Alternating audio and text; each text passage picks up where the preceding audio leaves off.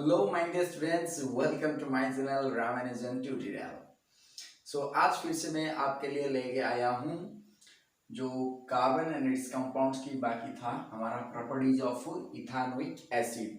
And last class में मैं समझाया था अपना जो इथानॉल का जो प्रॉपर्टीज था इसके बारे में, और आज हम पढ़ने वाले हैं इथानोइक एसिड क्या है और इसकी कॉमन यूजेस कहाँ पर होता है और ये किस तरह से अदर कंपाउंड के साथ रिएक्शन करता है और रिएक्शन करके क्या क्या प्रोडक्ट देता है। ठीक है, तो देखो, तो सबसे पहले इसकी प्रॉपर्टीज में हम जानेंगे इसका कॉमन नेम क्या है।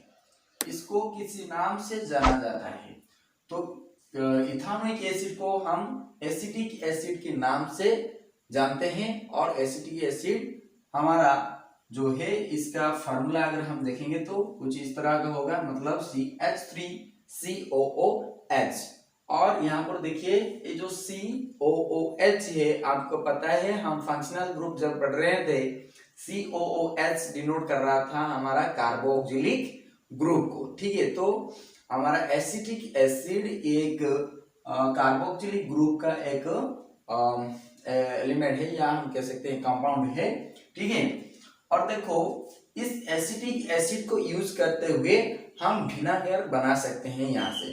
तो विनेगर बनाने के लिए हम क्या यूज करते हैं? कुछ नहीं, सिर्फ वाटर के साथ 5 to 8% ऑफ एसिटिक एसिड अगर लेंगे तो हम विनेगर बना सकते हैं। और आपको पता है कि ये विनेगर हम कहाँ पर यूज करते हैं? क्यों, ये एक तरह की प्रिजर्वेटिव से होता है, प्रिजर्वेटिव। और ये प्रिजर्वेटिव कहाँ यूज करते हैं पता है आपको? as the preservative for pickle. Okay, so pickle को प्रिजर्व करके, मतलब ये जो हमारा करोजन से रोकने के लिए हम ये एसिटिक एसिड को विनेगर, एसिडिक एसिड से विनेगर बनाकर एक प्रिजर्वेटिव हिसाब से हम पिकल के लिए यूज कर सकते हैं। ठीक है, और नेक्स्ट देखिए इसका जो मेल्टिंग पॉइंट है, ये मेल्टिंग पॉइंट इसका बहुत ही कम है, जो कि है सिर्फ 290 केल्विन। एंड इसका मेल्टिंग पॉइंट इतना कम होने का कारण है कि ये एक वीक एसिड है। हम एसिड और जो बेस की जो चैप्टर है उसमें देखेंगे फिर से वीक एसिड क्या होता है। ठीक है, तो यहाँ पर फिलहाल आप जानना चाहिए कि ये जो इथानोइक एसिड है ये एक तरह की वीक एसिड है जिसका मेल्टिंग पॉइंट सिर्फ 290 केल्विन होता है। और आगे देखिए कि ये जो इथानोइक एसिड है या हमारा एसिटिक एसिड जो हम कह रहे हैं, ये दरअसल जो विंटर कोल्ड क्लाइमेट कंडीशंस होता है तभी ये ऑफ्टन टाइम्स मतलब बार बार फ्रीज हो जाता है, मतलब जो इसका जो सॉलिड फॉर्म में चला आता है। ठीक है, और इसीलिए हम इसको कहते हैं ग्लेशियल एसिटिक एसिड भी, मतलब हम इथानोइक एसिड को हम कह सकते हैं एक तरह की ग्लेशियल एसिटिक एसिड भी कहते हैं। ठीक है, तो इसके ये सारे जो कॉमन प्रॉपर्टीज थे इसके बारे में हम फिलहाल सब कुछ बात कर लिए हैं। तो आगे देखिए ये जो रिएक्शंस करता है ये किस तरह की रिएक्शन करता है। तो सबसे पहले जो रिएक्शन ऑफ इथानोइक एसिड होता है वो है हमारा स्टेरिफिकेशन। ठीक है, इसके बाद हम सैपोनिफिकेशन के बारे में भी पढ़ेंगे। तो देखो स्टेरिफिकेशन क्या होता है, मतलब स्टेरिफिकेशन जो ये वर्ड है इससे हम पता चलता है ईस्टर बनाना चाहिए हमें। ठीक है, तो ईस्टर बनाने के लिए हमें क्या चाहिए होता है, जो रॉ मटेरियल्स या रिएक्टेंट्स चाहिए होता है वो क्या होना चाहिए हमारे लिए? तो कुछ नहीं, हमारे पास एक एसिड होना चाहिए और एक alcohol. Okay, in presence of A acid catalyst, acid catalyst use करके हम ईस्टर बना सकते हैं। ठीक है, तो यहां पर हम पर्टिकुलर एग्जांपल लेंगे। तो पर्टिकुलर एग्जांपल जो मैं ले रहा हूं यहाँ पर क्या क्या रिएक्टेंट्स ले लूंगा ना, हमारा ये जो एसिटिक एसिड है CH3COOH लूंगा, और एक प्योर मैं अल्कोहल ले सकता हूं जो कि मेरा इथानॉल लूंगा। इस दोनों को एक कैटलिस्ट, एसिड कैटलिस्ट की प्रेजेंस में जब रिएक्ट में करता हूं हमारा क्या बनेगा कि हमारा ईस्टर बन जाएगा। तो ईस्टर कैसे बनता है थोड़ा ध्यान से देखिए इस रिएक्शन को, कोई मतलब बाइहार्ट करने का कोई चीज नहीं है। आप देखोगे तो इस रिएक्शन कैसे हुआ है मैं आज समझा दूंगा। देखिए, तो मेरा क्या ले रहा हूँ रिएक्शन, रिएक्टेंट साइड में मुझे लेना चाहिए ये एसिटिक एसिड मतलब इथानोइक एसिड लूंगा मैं, CH3COOH प्लस मैं क्या कहा एक प्योर अल्कोहल लूंगा। तो प्योर अल्कोहल जो है हमारा इथानॉल ले जाता हूं मैं यहाँ पर CH3CH2OH। ठीक है, ये हो गया क्या हमारा इथानॉल और ये हो गया हमारा इथानोइक एसिड। इस एक एसिड हो गया और ये एक अल्कोहल हो गया। और यहाँ पर मैं कोई भी एसिड कैटलिस्ट ले सकता हूँ, इसलिए मैं सिर्फ एसिड का नाम लिख लेता हूँ। और इससे जो मेरा अब क्या बनना है ईस्टर बनेगा, इसका फॉर्मूला क्या होता है ठीक से देखिए। CH3C यहाँ पर नीचे डबल बॉन्ड O के साथ और यहाँ पर एक O रखेंगे, बाकी हमारा क्या रह गया CH2 एंड CH3। ठीक है, ये हो गया हमारा क्या ईस्टर हो गया। देखो ये कैसे फॉर्मेशन हुआ है मैं ये समझाना आपको चाहता हूं। तो देखिए यहाँ पर CH3 को CH3 है और जो C डबल O था ये पे है, ये C नीचे आ गया हमारा एक ऑक्सीजन और साइड में एक ऑक्सीजन, दो ऑक्सीजन भी है। बाकी जो ये हाइड्रोजन था ये निकल गया है यहाँ से, मतलब इथानोइक एसिड से एक हाइड्रोजन और ये जो इथानॉल था इससे जो ये OH वाला हिस्सा था इसको मैं लेकर यहाँ पर ऐड कर लेता हूँ OH, मतलब यहाँ पर बन जाता है हमारा H2O। मतलब ये H2O ये बाहर निकल जाएगा और जब ये निकल जाता है हमारा क्या रहेगा यहाँ पर CH3 and CH2।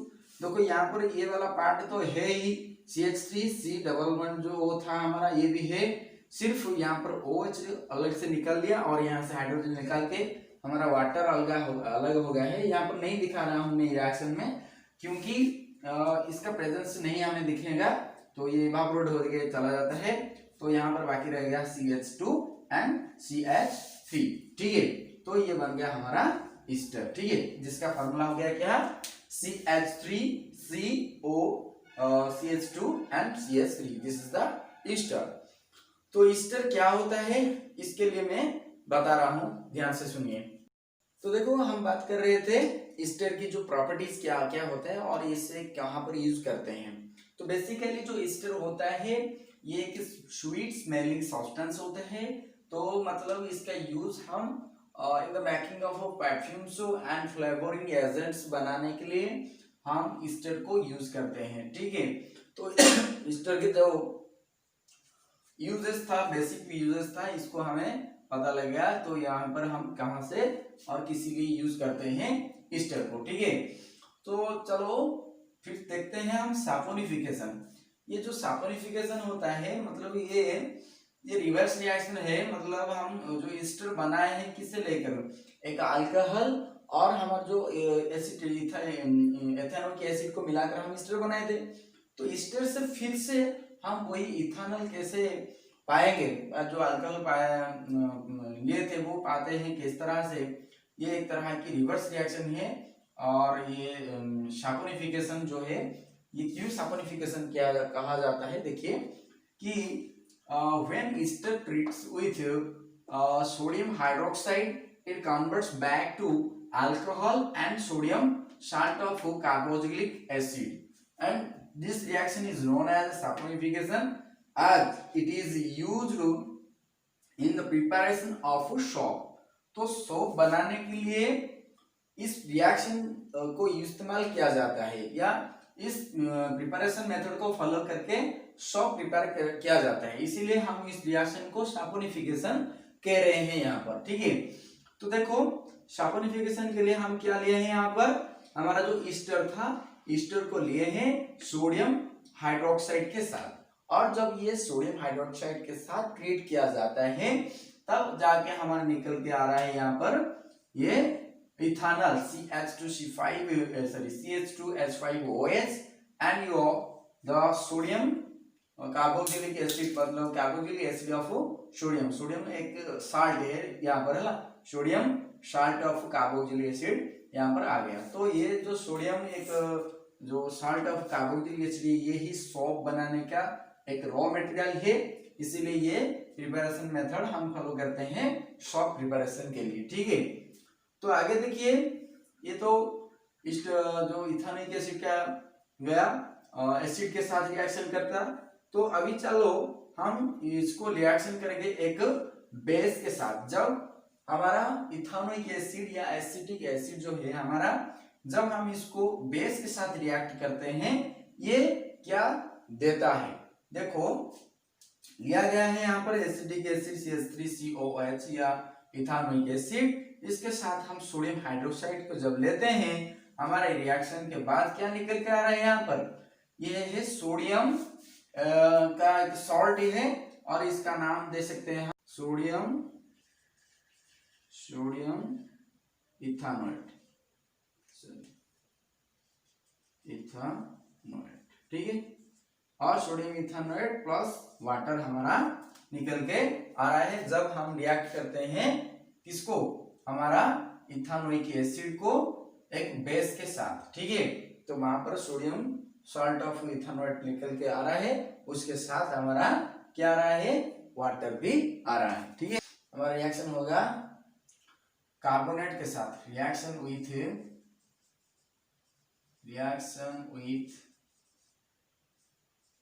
Carbonates and hydrogen carbonates,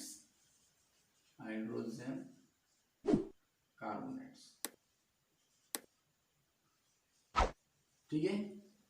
तो चलो देखिए, जब हम इथेनोइक एसिड को एक कार्बोनेट के साथ लेते हैं, वहां पर क्या क्या निकल के आता है, बेसिकली वहां पर तुम्हें देखने मिल जाएगा एक साल्ट ऑफ, मतलब जो भी हम कार्बोनेट लेंगे वही कार्बोनेट का एक साल्ट निकलेगा और साथ में हमारा वाटर और हमारा कार्बन डाइऑक्साइड निकल के आएगा वहां पे। तो यहाँ पर पर्टिकुलर एग्जांपल मैं लेता हूँ, एक कार्बोनेट ले जाता हूँ मैं और सोडियम का ले जाता हूँ, देखो क्या लेंगे, Na2CO3, ठीक है, सोडियम कार्बोनेट।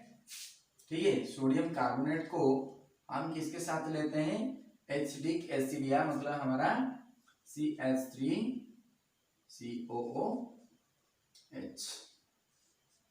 तो जब ये रिएक्शन होता है तब हमारा निकल के क्या आ सकता है, यहाँ पर मैं कह रहा हूं एक सोडियम का मतलब जो भी कार्बोनेट लिया हूं मैं, यहाँ पर सोडियम कार्बोनेट लिया हूं, इसका एक साल्ट निकलेगा, मतलब ये हो जाएगा हमारा CH3COO सोडियम इथानोएट, तो सोडियम इथानोएट प्लस वाटर, ठीक है, प्लस कार्बन डाइऑक्साइड। ठीक, ये रिएक्शन होगा जब हम लेते हैं कार्बोनेट के साथ इथानोइक एसिड को रिएक्ट करने के लिए।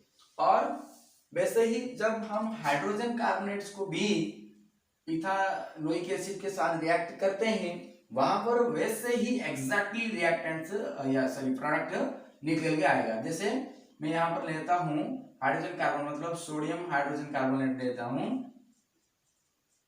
और इसको हम कह सकते हैं sodium bicarbonate, sodium hydrogen carbonate या sodium bicarbonate with ethanoic acid और, ठीक है, तो इसका भी प्रोडक्ट वैसे ही आएगा, मतलब CH3COONA plus H2O plus carbon dioxide, मतलब ये भी है क्या हमारा sodium salt of ethanoic acid, sorry sodium